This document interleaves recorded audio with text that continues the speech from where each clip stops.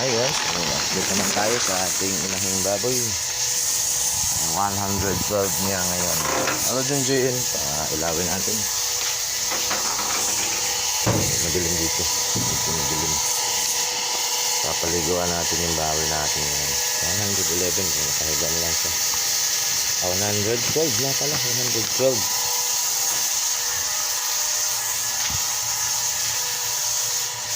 Ito natin.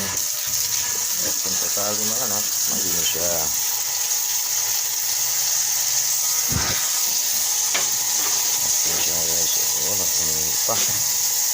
Oh, dandan lang.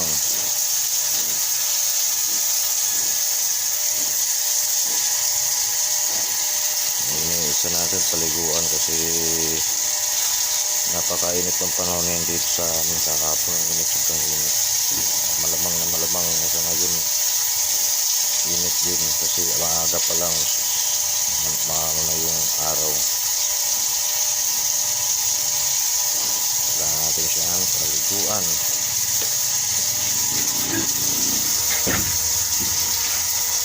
At linisan ang kanyang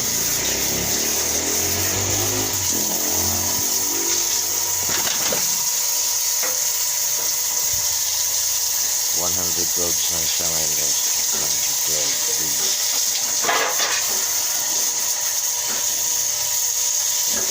Tapos natin siyang basain. Maglalagay tayo ng sabon powder para mas mabula, mas maganda kaligo.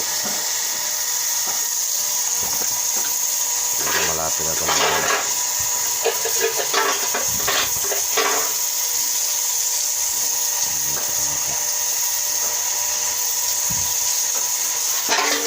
linis muna tayo, linis.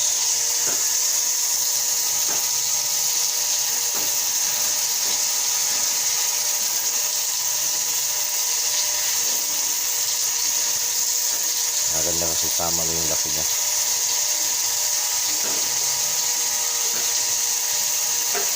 So please, subscribe naman mga lods. Mga lods, ano? So dahil mapasok ngayon, mainit. So lagyan natin ng ceiling fan. O clip fan lang. Hindi siya masyado mainitan. Maganda lang ang buhay niya. Okay lang yan.